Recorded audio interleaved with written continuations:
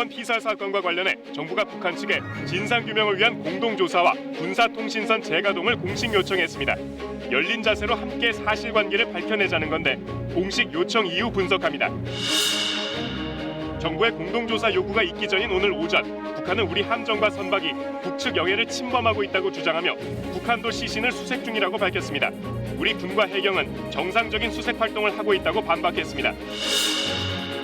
폼페이오 미국 국무장관이 다음 달 초 방한 예정인 가운데 왕이 중국 외교부장도 비슷한 시기 방한을 추진 중인 것으로 KBS 취재 결과 확인됐습니다. 첨예한 미중 갈등 속 방한 배경 짚어봅니다. 국내 코로나19 신규 확진자가 이틀 연속 두 자릿수를 나타낸 가운데 내일부터 2주간의 추석 특별 방역 기간이 시행됩니다. 정부는 개천절 등에 예고된 집회에 대해 일절 허용하지 않으며 시도 자체를 차단하겠다고 강조했습니다.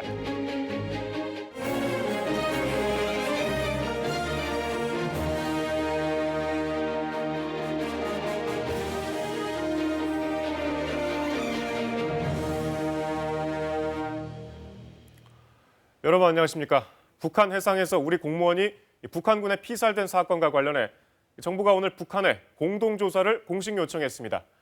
이 공무원이 북한 해상에서 월북 의사를 밝혔는지 북측이 사살 뒤에 시신을 훼손했는지를 두고 우리 측과 북측의 판단이 다르기 때문에 함께 조사해보자는 겁니다. 이를 위해 군사통신선 복구와 재가동도 함께 요청했습니다. 한편 북한 매체가 이 사건을 처음으로 보도하며 우리 군경의 수색 작전을 문제 삼았는데 관련 내용 잠시 뒤에 전해드리고 먼저 우수경 기자가 대통령 주재로 열린 안보관계 장관회의 내용부터 정리해드립니다. 청와대는 오후 3시부터 대통령 주재 안보관계 장관회의를 긴급히 열었습니다. 정부는 북한에 진상규명을 위한 공동조사를 공식적으로 요청했습니다. 남과 북이 파악한 경위와 사실관계가 차이점이 있으니 같이 살펴보자는 겁니다. 남과 북이 각각 발표한 조사 결과에 구애되지 않고 열린 자세로 사실관계를 함께 밝혀내기를 바람. 이를 위해 군사통신선의 복구와 재가동도 함께 요청했습니다. 정보 교환, 협의 등 소통을 위해 필요하다는 이유입니다.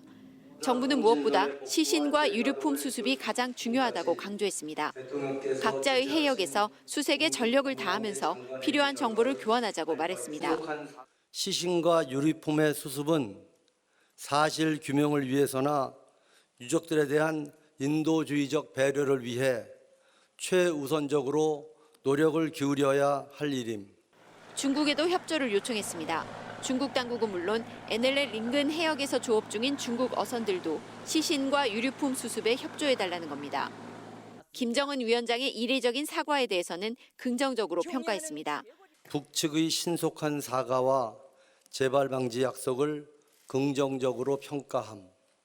회의에는 국방부 장관과 국정원장, 대통령 비서실장, 안보실장 등이 참석했으며 1시간 반 동안 진행됐습니다.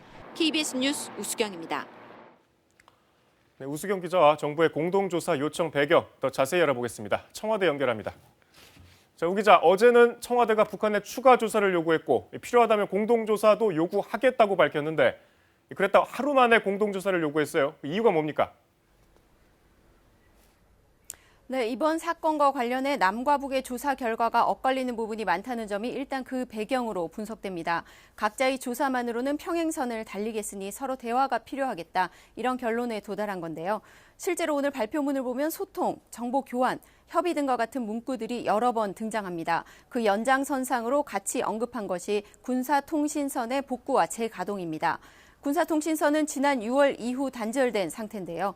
정부는 조속한 진상규명을 위한 소통창구로 군사통신선을 재가동하자 이렇게 요청한 겁니다. 네, 이번 사건을 계기로 남북 정상 간 친서 교환 사실도 공개됐잖아요. 지금 알려진 거 외에 남북 당국의 물밑 접촉이 진행 중일 가능성도 있는 겁니까? 네, 청와대 측은 오늘 발표 자체가 북한에 대한 공식적인 제안이다 이렇게 설명했습니다. 물밑 접촉이나 다른 라인을 통해 북에 요청한 뒤 발표한 게 아니라는 건데요. 남과 북이 미리 조율해서 각본을 짜놓고 움직이는 게 아니라는 설명으로 보입니다. 자칫하면 남북 관계가 극한으로 치달을 수 있는 상황이 벌어졌지만 더 악화되지 않도록 하는 것은 물론 대화 재개의 물꼬를 틀 수 있도록 한다는 겁니다. 무엇보다 남북 관계 개선의 동력으로 삼기 위한 의지가 담긴 것으로 보입니다. 하나만 더 여쭤보겠습니다. 이제 북한이 어디까지 호응할 것인지가 관건인데 우리 정부의 공동조사 요구에 북한이 어떤 응답을 내놓을까요? 네, 오늘 발표문을 자세히 보면 만나서 공동으로 무언가를 하자 이런 요청이라기보다는 서로 대화를 해서 차이점을 좁혀가보자 이런 의미로 보입니다. 각각의 해역에서 수색에 전력을 다하고 필요한 정보를 교환함으로써 협력해 나가길 바란다 이렇게 말하고 있는데요. 정부는 북한이 이 정도 선에서는 호응하지 않을까 기대하는 것으로 보입니다. 무엇보다 북한 김정은 위원장이 이례적으로 신속히 사과하고 재발 방지를 언급했다는 점에서 긍정적이라는 분석입니다. 지금까지 청와대에서 전해드렸습니다. 북한 매체가 오늘 오전 이번 사건을 처음으로 보도했습니다. 정부가 공동조사를 요구하기 전입니다. 있어서는 안 될 불미스러운 사건이라 표현하면서도 우리 군경이 수색 과정에서 북측 영해를 침범하고 있다고 경고하기도 했습니다. 자신들도 시신을 수색 중이며 발견하면 남측에 인도하겠다고도 밝혔습니다. 강푸른 기자입니다. 공무원 피살 사건 닷새 만에 북한이 조선중앙통신 기사를 통해 해당 사건을 처음으로 보도했습니다. 사건 자체는 있어서는 안 될 불미스러운 사건이라고 했고 사건의 전말을 남측에 조사 통보했다며 지난 25일 통일전선부 통지문 내용 일부를 언급했습니다. 남북 신뢰관계가 훼손되는 일이 또 발생하지 않도록 필요한 안전대책들을 보강했다고도 했습니다. 하지만 기사 뒷부분은 우리 당국에 대한 경고가 줄을 이뤘습니다. 남측이 25일부터 수색작전으로 추정되는 행동에 숱한 함정과 선박들을 동원해 북측 수역을 침범하고 있다라며 우리 군경의 수색 작업을 문제 삼았습니다. 이 같은 행동이 또 다른 불미스러운 사건을 예고케 한다면서 북측 영해 침범은 절대로 간과할 수 없다며 엄중히 경고한다고 했습니다. 그러면서 서해해상 군사분계선의 무단 침범 행위를 즉시 중단하라고 요구했습니다. 보도에서 언급한 서해해상 군사분계선은 북한이 일방적으로 주장하는 서해상의 남북 경계선으로 우리 측이 경계선으로 삼는 NLL과 다릅니다. 한편 북한은 또 서남해상과 서부해안 전 지역에서 수색을 조직했다며 시신을 습득하면 남측에 넘길 절차와 방법까지 생각해두고 있다고 덧붙였습니다. KBS 뉴스 강푸른입니다. 우리 군경이 수색 과정에서 북측 영해를 침범했다는 북한 매체의 주장, 사실일까요? 북한은 우리가 서해 해상 경계선을 넘었다고 지적했는데 이 경계선은 과거 북한이 일방적으로 선포한 것으로 우리가 기준으로 하고 있는 서해 북방 한계선 NLL보다 훨씬 남쪽에 있습니다. 때문에 우리 군경은 NLL 이남에서 정상적인 수색 활동을 하고 있다며 북한의 주장을 반박했습니다. 윤보미 기자입니다. 서해 해상에선 오늘도 피살된 공무원 이 씨의 시신과 소지품을 찾기 위한 수색이 이어졌습니다. 해군과 해경 함정, 어업지도선 등 배 39척과 항공기 6대가 투입됐습니다. 수색 범위는 서해 북방 한계선 NLL 이남입니다. 북측 영해를 침범했다는 북한의 주장에 대해 수색을 주도하고 있는 해경은 NLL을 넘은 적 없다고 못 박았습니다. 군 관계자 역시 우리 군은 해상에서 정상적인 수색 활동을 진행하고 있다며 NLL을 넘지 않았음을 시사했습니다. 이어 우리가 우발적인 상황을 만들 이유가 없다고 북측 주장을 반박했습니다. 우리는 연평도부터 백령도까지 서해 5도 위를 지나는 NLL을 실질적인 해상 분계선으로 보고 있습니다. 반면 북한은 공식적으로 이 NLL을 인정하지 않고 있습니다. 북한이 1999년 일방적으로 선포한 서해 해상 경계선은 NLL보다 훨씬 남쪽이고 2007년 발표한 경비계선 역시 NLL 남쪽입니다. 북방 한계선이 아니라 북한이 일방적으로 선언했던 경계선을 기준으로 우리가 영해를 침범했다 이렇게 주장하는 게 아닌가. 북한이 우리 수색 활동을 예의주시하면서 서해 해상에서 남북 간의 불필요한 충돌이 없도록 미리 경고한 것이란 분석도 있습니다. 한편 해경은 이 씨가 타고 있던 어업지도선 무궁화 10호의 이동 경로는 물론 이 씨의 계좌와 휴대전화 통화 내역, 컴퓨터 검색 기록 등을 들여다보고 있습니다. 군과 해경은 또 군이 확보한 첩보를 어디까지 공유할지 범위와 내용 등을 논의하고 있습니다. KBS 뉴스 윤봄입니다. 북한 매체 보도 좀 더 자세히 분석해 보겠습니다. 앞서 전해드린 대로 우리 군경의 북한 영해 침범을 주장하면서도 남북 간 신뢰와 존중을 언급하기도 했습니다. 이번 사건의 책임을 인정하는 듯한 대목도 있는데 어렵게 쌓아올린 남북 관계를 파국으로 몰고 가는 것까지는 원치 않는 것으로 풀이됩니다. 이효용 기자입니다. 남조선 당국에 경고한다. 오늘 조선중앙통신 보도는 일견 경고문의 형식을 취했습니다. 하지만 내용을 뜯어보면 이번 사건을 남북관계에서 있어서는 안 될 불미스러운 사건으로 규정하면서 남북 사이 신뢰와 존중의 관계가 절대 훼손되는 일이 추가 발생하지 않게 대책을 보강했다는 내용이 상당 부분을 차지합니다. 영해 침범을 주장하며 경고하면서도 이번 사건에 대한 책임을 인정하고 재발 방지를 강조하며 수위를 조절한 겁니다. 지난 25일 통지문에서 남북 간 신뢰와 존중의 관계를 언급하며 더 긴장하고 각성하겠다고 밝힌 것과 같은 맥락입니다. 이번에도 최고 지도부의 뜻이라고 명시해 김정은 위원장의 재가를 받았음을 시사했습니다. 경제난과 코로나19, 수해 등 3중고에 북미 관계마저 불확실한 대내외적 어려움 속에 남북 관계까지 파국으로 치닫는 상황은 원치 않는 것으로 해석되는 대목입니다. 또 인명살상이 발생한 만큼 엄중하게 인식하고 있음을 밝히고 신뢰와 존중의 관계가 훼손되지 않게 나름의 조치를 하고 있다는 점도 강조하려는 것으로 풀이됩니다. 자신들도 남북관계를 중시한다. 그래서 진상조사, 재발방지 조치, 최고 지도자의 사과 등 사건의 조기 수습을 위해 나름대로 최선의 조치를 취하고 있다. 그러니 더는 압박하지 말라 하는 메시지가 포함된 것으로. 이런 가운데 오늘 미국 방문길에 오른 이도훈 외교부 한반도 평화교섭본부장은 스티븐 비건 미 국무부 부장관을 만나 공무원 피살 사건 등에 대해 논의할 계획입니다. KBS 뉴스 이효용입니다. 폼페이오 미국 국무장관이 다음 달 초에 한국을 방문한다는 소식 최근 전해드렸죠. 중국 왕이 외교부장도 비슷한 시기에 방안을 추진 중인 것으로 확인됐습니다. 미중 갈등이 첨예한 가운데 폼페이오 장관의 방안을 견제하면서 한중 협력 강화 방안을 논의하려는 목적으로 해석됩니다. 단독 취재 김경진 기자입니다. 왕이 중국 외교부장이 다음 달 한국을 찾는 방안을 한중 외교당국이 협의 중인 것으로 KBS 취재 결과 확인됐습니다. 외교 소식통은 왕이 외교부장의 방안을 협의 중이지만 아직 시기와 형식은 정해지지 않았다고 말했습니다.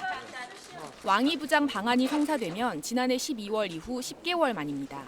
중국 외교사령탑인 양제츠 국무위원이 지난달 방한했는데 왕이 부장이 또 한국을 찾는 건 이례적입니다. 이번 방한은 왕이 부장이 스가 요시히데 신임 일본 총리를 만나기 위해 일본을 찾으면서 함께 추진되는 것으로 전해졌습니다. 10월 7일쯤 폼페이오 미국 국무장관이 한국과 일본을 찾는데 왕이 부장도 비슷한 시기에 오는 방안을 논의 중인 것으로 전해졌습니다. 왕이 부장이 오면 우선 한중 간 협력 강화 방안을 논의할 것으로 보입니다. 최근 싱하이밍 주한 중국 대사는 경제와 보건 등 5개 분야에서 상시적 협력체를 만들어 한중 협력을 강화해야 한다고 구상을 밝히기도 했습니다. 미중 갈등 속 한국 끌어들이기도 목표가 될 전망입니다. 김현종 국가안보실 2차장과 최종건 외교부 1차관, 이도훈 한반도 평화교섭본부장까지 미국을 직접 방문하고 빌링슬리 미 국무부 군비통제 대통령 특사와 폼페이오 국무장관 등 미국 인사의 방한도 예정된 상황을 견제한다는 겁니다. 빌링슬리나 폼페이오가 이제 방안이 추진되는 상황에서 그 내용이 아마도 중국의 핵심 이익을 침해할 수 있는 사안들이 걸려 있다고 판단하고 있기 때문에 격화되는 미중 갈등 속 한반도 외교전이 예고되면서 한국의 고민도 깊어질 전망입니다. KBS 뉴스 김경진입니다. 네, 코로나19 상황 짚어보겠습니다. 신규 확진자 95명 늘었습니다. 이 중 국내 발생은 73명으로 이틀 연속 두 자릿수를 기록했는데요. 지역 발생의 82%는 수도권에 집중됐습니다. 크고 작은 산발적 감염이 이어지고 있어서 확연한 감소세는 분명 아닌 것으로 보입니다. 서울에서는 유동인구가 많은 신도림 역사와 관련해서 확진자 9명이 나왔습니다. 역의 청소를 담당하는 환경미화원들과 그 가족인데 좁은 휴게 공간에서 식사를 함께 했던 것이 위험 요인으로 지적됐습니다. 기존에 집단 감염이 발생했던 서울 도봉구의 노인 요양시설, 또 강남구 부동산 업체, 동대문구 성경 모임 관련해서도 추가 확진자가 계속 나오고 있고요. 또 경기도 광명시에 있는 기아차 공장, 인천 계양구 생명길교회, 또 경북 포항의 어르신 모임방 관련 감염 사례도 이어졌습니다. 서울시는 추석 특별방역 기간 동안 실외 공공체육시설과 문화시설 운영을 부분적으로 재개하기로 했는데요. 이 국공립시설은 방역 관리가 상대적으로 우수하고 민간시설로 몰리는 걸 완화할 수 있어서 제한적으로 운영한다고 설명했습니다. 내일부터는 추석 특별방역 기간이 시작됩니다. 정부는 코로나19 확산 여부에 최대 고비가 될 이번 연휴를 잘 보낸다면 일상을 빨리 되찾을 수 있을 것이라고 강조했습니다. 박원기 기자의 보도입니다. 하루 평균 12만여 명이 열차를 타고 내리는 서울 신도림역. 이곳에서 일하는 환경미화원 등 9명이 코로나19 확진 판정을 받았습니다. 대부분이 도시락을 싸오셔가지고 휴게 공간에서 함께 식사를 하고 있는 그런 상황입니다. 지하여서 창문은 없는 상태고요. 이처럼 수도권을 중심으로 산발적인 감염이 지속되는 가운데 정부는 이번 추석만큼은 부모님과 어르신의 안전을 위해 고향 방문을 자제해달라고 호소했습니다. 또 개천절과 한글날에 예고된 집회에 대해선 일절 허용하지 않을 뿐 아니라 집회 시도 자체를 아예 차단하겠다고 강조했습니다. 무관용 원칙으로 대응할 것입니다. 국민 생명을 위협하고 방역을 저해하는 작은 불씨 하나도 용납하지 않겠습니다. 추석 특별 방역 기간은 내일부터 전국에 걸쳐 시행됩니다. 앞으로 2주 동안 실내 50명, 실외 100명 이상 모임이나 행사가 전면 금지돼 추석 때 마을 잔치나 지역 축제를 하려면 인원 제한을 따라야 합니다. 수도권에선 유흥주점과 콜라텍 등 11종 고위험 시설에 대한 집합 금지가 그대로 유지되고 비수도권에선 5종류의 유흥시설과 직접 판매 홍보관의 경우 영업을 해선 안 됩니다. 이를 어기면 300만 원 이하 벌금을 내야 하고 확진자가 생길 경우 치료비와 방역비에 대한 구상권이 청구됩니다. 서울시의 잠실 보조 경기장 등 실외 공공체육시설 880곳과 서울도서관 등 문화시설 63곳은 부분적으로 운영이 재개됩니다. 국공립 문화시설은 상대적으로 민간시설에 비해서 방역관리가 우수하기 때문에 개관을 요구하는 시민들의 의견이 많았습니다. 한편 상온 노출이 의심되는 독감 백신을 400여 명이 접종받은 것으로 집계된 가운데 방역당국은 접종자의 건강 상태를 매일 확인하고 있다고 밝혔습니다. KBS 뉴스 박원기입니다. 네, 방역당국이 추석 연휴 기간 내놓은 특별대책의 핵심, 비대면이죠. 아쉬움이 큰 만큼 가족들은 다양한 비대면 서비스로 보고 싶은 마음을 달래고 있습니다. 온라인 성묘부터 지자체에 찾아가는 영상통화 서비스까지 이 비대면으로 맞이하는 추석 명절 모습 우한솔 기자가 취재했습니다. 혼자 사는 노인 1,500여 명이 거주하는 강원도 횡성군. 이번 연휴에 비대면이 권장되면서 군청 공무원들이 어르신들에게 안부 전화를 합니다. 이번 추석에 못 오셔서 좀 섭섭하시지요? 그래도 얼굴을 보고 싶은 가족들. 영상통화 사용이 낯선 어르신들을 위해 직접 찾아가 대신 전화를 걸어드리기도 합니다. 내 생각하지 말고 매일 잘 살고 있으라고. 저희 걱정하지 마세요, 어머니. 너도 내 걱정하지 마라. 떨어져 사는 딸과는 코로나19가 잠잠해진 뒤를 약속합니다. 못하게 했는데 또 안 되지, 어머니. 코로나 좀 잠잠해지고 좀 이제 그렇게 좀 좋아지면 그때 한번 갈게요. 돌아가신 아버지를 뵙기 위해 해마다 전북 익산을 찾았던 김정란 씨. 올해는 온라인 공간에서 뵙습니다. 가족 사진과 추모글로 꾸민 공간을 형제끼리 함께 공유합니다. 일부 시설은 미리 신청만 하면 현재의 안치 모습을 볼 수도 있습니다. 온라인 상태지만 그래도 만나지 못하는 형제들하고 같은 공간에서 이제 아버지에 대한 추억을 같이 공유할 수 있다는 게 좋았고요. 그래도 직접 찾아뵙고 싶은 가족들을 위해 일부 장사시설은 연휴에도 문을 열지만 방역수칙 준수는 필수입니다. 연휴 기간에 특히 밀집도가 높을 수 있는 이러한 실내 봉안시설은 사전에 예약을 받아 이용할 수 있도록 했습니다. 실내에서 음식물은 섭취할 수 없고 추모 시간도 30분으로 제한됩니다. 사전 예약을 하신 1,800명만 참배가 가능합니다. 이번 주말과 추석 연휴엔 연화장 방문을 잠시 멈춘 모드로 해주시길. 코로나19 이후 처음 맞이하는 추석 명절. 비대면 연휴를 보내는 가족들은 내년엔 올해와는 다르기를 기원하고 있습니다. KBS 뉴스 우한솔입니다. 미국 서부 산불 한 달 넘게 꺼지지 않고 있습니다. 사망자가 40명 가까이 나왔고 재산 피해도 수십조 원으로 추산되는 가운데 서울 면적의 20배가 넘는 산림이 불에 타서 사라졌습니다. 지난해 9월 시작된 호주 산불 6개월 동안 이어지면서 호주 전체 산림의 이 14%를 태웠습니다. 우리나라는 어떨까요? 지난 여름 역대 가장 긴 장마에 태풍도 잇따랐죠. 이 때문에 올해 서울 여의도의 4배가 넘는 면적이 산사태 피해를 입었습니다. 이런 재해의 원인으로 기후변화가 지목되지만 미국과 호주처럼 대규모 산불로 숲이 사라지면 이 지구의 온도가 올라가고 때문에 다시 산불과 산사태가 잦아지는 이 악순환이 반복될 수밖에 없습니다. 망가진 숲을 복원하는 것은 어쩌면 우리 생명을 보호하기 위한 최소한의 노력일지 모릅니다. 국내에서도 과거 산불로 숲이 훼손된 사례가 여러 차례 있었는데 산림복원은 어떻게 진행되고 있는지 취재했습니다. 김진아 기자입니다. 2000년 4월 강원도 고성에서 시작해 경북 울진까지 번진 동해안 산불. 당시 피해를 입은 삼척 건봉산을 찾았습니다. 나무가 빽빽히 자라 산불 흔적을 찾기 어렵습니다. 2003년 시작한 산림복원의 성과입니다. 하지만 완전 회복까지는 50년은 더 걸릴 거라는 전망입니다. 당시 국내에선 처음으로 주민과 전문가, 시민단체 등이 모여 복원 방법을 스스로 정했습니다. 주민들 소득 사업을 위해서 송이 이제 소나무림으로 주로 조림을 하고 피해가 적은 부분은 자연 복원으로 이렇게. 2001년 포항 산불 피해 지역. 경사가 급해 복원이 더 필요한 곳입니다. 나무가 없으면 산사태 위험이 훨씬 높기 때문입니다. 땅을 고정시키는 공사를 한 뒤 인근에서 자생하는 나무를 번식시킨 묘목을 심었습니다.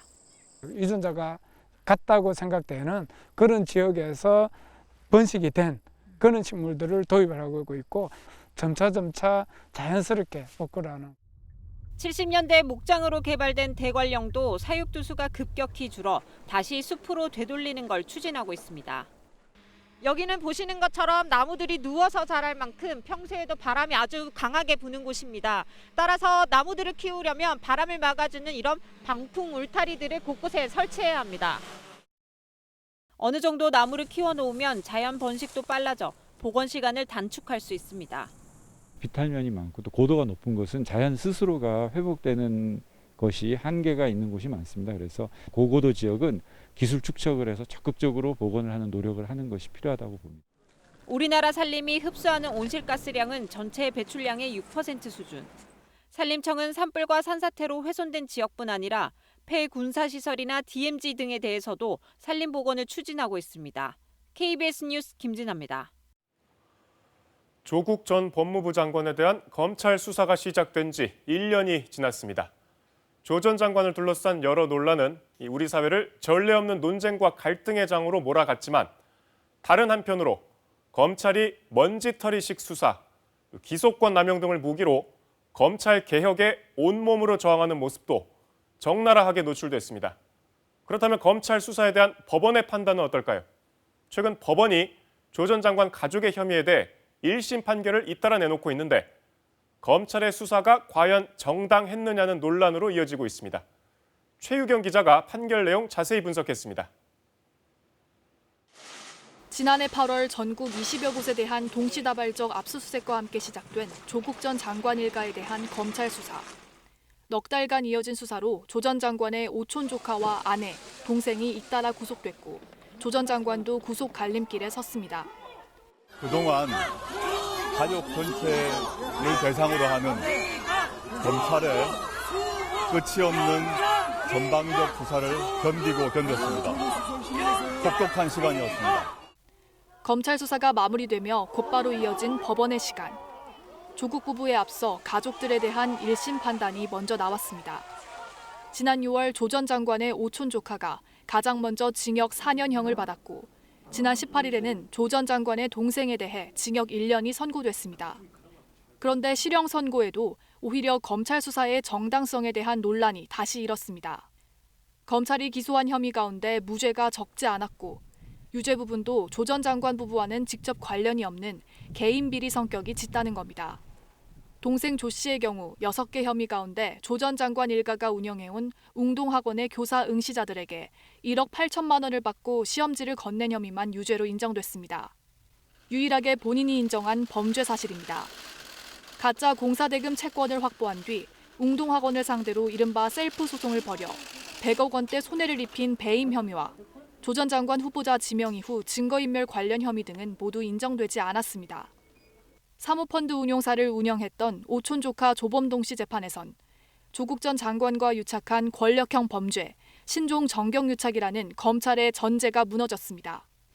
특히 재판부는 정경심 교수와 조 씨 사이 거래를 투자가 아닌 대여로 판단했는데 정 교수 사건의 횡령 혐의 판단에도 영향을 미칠 수 있는 부분입니다. 검찰은 강하게 반발하고 있습니다. 동생 조 씨는 채용 비리 몸통격인데 채용 담당자가 아니라는 이유로 배임 수재 혐의가 무죄가 되면서 공범들보다도 낮은 형을 받았다는 겁니다. 이른바 셀프 소송도 증거로 충분히 확인됐다며 법원이 무죄를 만들려고 논리를 꿰맞춘 것이라고 수사팀은 반발했습니다. 또 조국 일가와의 유착 관계를 인정하지 않은 조카 조범동 씨 판결은 권력 기생형 범죄라는 점, 정 교수가 부의 대물림을 위해 가담한 점을 간과한 것이라고 주장했습니다. 이제 남은 1심 재판은 의혹의 당사자인 조 전 장관 부부, 자녀 입시 비리와 사모펀드 관련 의혹을 받는 정 교수에 대해서는 올해 안에 선고가 이루어질 예정입니다. 그러나 뇌물수수와 공직자윤리법 위반 등의 혐의를 받는 조 전 장관에 대해서는 내년 중에야 첫 선고가 나올 전망입니다. KBS 뉴스 최경입니다. 네, 테슬라의 배터리 데이 그리고 니콜라 사기 논란까지 전 세계적으로 전기차 업체를 둘러싼 이슈 끊이질 않고 있죠. 그런데 이 전기차의 핵심인 배터리 분야 세계 1위 업체 LG화학을 둘러싼 논란도 뜨겁습니다. 이 회사 측이 추진 중인 물적 분할 때문인데요. LG화학에서 가장 유망한 배터리 분야만 빼내 자회사로 만들겠다는 겁니다. 이 자회사를 따로 상장하는 등의 방식으로 수조 원대 투자를 유도하겠다는 계획인데 이 배터리 사업을 보고 LG화학 주식을 산 주주들은 졸지에 다른 회사 주식을 산 셈이 됐다며 분통을 터뜨리고 있습니다. 이를 중단해달라는 청와대 국민청원까지 등장했는데요. 회사 측은 배터리 사업 성장을 위해 꼭 필요하다는 입장인데 일각에선 총수의 지배력 유지를 위한 게 아니냐 이런 의심도 있습니다. 박대기 기자가 짚어봤습니다. LG화학의 방침은 배터리 분야를 떼어내 LG에너지솔루션이라는 별도의 회사를 만든다는 겁니다. 방식은 물적 분할. 이렇게 되면 기존 주주들은 배터리 회사의 주식을 가질 수 없게 됩니다. 그래서 상당수 소액 주주들은 배터리 회사의 주식도 가질 수 있고 투자금 유치도 가능한 인적 분할을 요구하고 있는 겁니다. 하지만 이럴 경우 LG그룹 총수 일가의 지배력이 영향을 받을 수 있다는 분석이 있습니다. 현재 구광모 회장 등 총수 일가는 지주회사인 주 LG를 통해 LG화학을 지배하고 있습니다. 인적 분할을 하면 LG도 배터리 회사의 지분율을 유지하는데 상장을 하면서 외부 자금이 들어오면 지분율이 줄어 총수 일가의 지배력이 약화될 수 있다는 겁니다. 하지만 물적 분할을 하면 LG화학의 자회사로 남아 지배력을 유지할 수 있습니다. 총수 일가가 새로운 자회사를 더 잘 지배하기 위해서 한 수단이라고 볼 수밖에 없죠. LG화학은 물적 분할이 투자금 유치에 보다 유리하고 모회사인 LG화학의 주주 이익도 침해하지 않는다는 입장입니다. 하지만 국내 주식시장에선 자회사의 가치가 모회사 주가에 제대로 반영되지 않는 경우가 많습니다. 주 LG만 보더라도 자회사 LG화학 지분 30%의 주식 가치가 13조 원을 넘지만 주 LG 자체의 시가총액은 12조 원 정도입니다. 삼성바이오로직스 지분 22조 원어치와 삼성전자 지분 15조 원어치를 보유한 삼성물산도 시가총액은 21조 원에 불과합니다. 이 때문에 NH아무ndi 자산운용 등 일부 기관 투자자들도 주주 이익을 침해하지 않는지 검토에 들어갔습니다. 물적 분할을 결정할 주주총회는 한 달 뒤 LG화학의 시도가 어떤 결과로 이어질지 주목됩니다. KBS 뉴스 박대기입니다.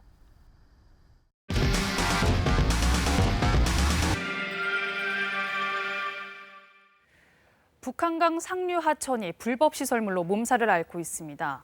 이 허가 없이는 건물을 지을 수 없는 하천 구역 안에 평상이나 개인 주택 등 불법 시설물이 늘어서 있는데요.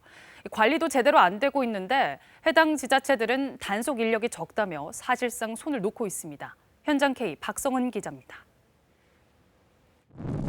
푸른 물줄기와 싱그런 녹음이 어우러진 북한강. 강물 위까지 밀고 들어온 평상에 이를 빌려준다는 팻말부터 눈에 띕니다. 강변을 따라가 보면 상황은 더 심각합니다. 매점과 식당, 개인주택들이 곳곳에 자리 잡고 있습니다. 모두 하천구역을 침범한 불법 시설물입니다. 좌우로 가면 아주 빨리 다리 밑에도 놓고 정권이 잘못된 거예요. 북한강 수계댐 안쪽 배를 타야만 갈 수 있는 외딴 호숫가. 불법 건축물 7동이 한꺼번에 들어서 있습니다. 제가 서 있는 곳을 비롯해 제 뒤쪽에 있는 땅들은 모두 국유지이거나 한국수력 원자력 소유의 땅입니다. 쉽게 말해 허가 없이 건물을 지을 수 없는 곳인데 보시는 것처럼 여러 채의 건물이 들어서 있습니다. 수려한 소나무 군락지를 파고든 별장형 주택도 눈에 띕니다. 서울에 갔다가 자식 집에 갔다가 한 달에 한두 번 별장식으로 그냥 놀러 오고 자식하고 와서 놀고 가고 이러는 게 문제라는 거죠. 관리도 엉망입니다. 망가진 평상은 쓰레기 더미와 뒤섞여 아무렇게나 버려져 있고 집중호우 땐 침수되는 곳도 있습니다. 주차지가 있어도 이제 안 있을 것 같아요. 물도 이번에 큰 비가 한번 차버리니까. 취재팀이 2주 동안 강원도 홍천과 화천군 하천변에서 확인한 불법 건수만 20건. 해당 지자체들은 단속 인력이 적다며 사실상 손을 놓고 있습니다. 직원이 부족해서 워낙 관리해야 될 때도 많은데 못하는 부분들이 많죠. 하지만 이들 지자체와 비슷한 규모의 경기도 가평군은 대대적으로 불법 시설물을 단속해 불과 1년 만에 900여 건을 적발했습니다. 이 가운데 97%는 이미 원상복구까지 마쳤습니다. KBS 뉴스 박성은입니다.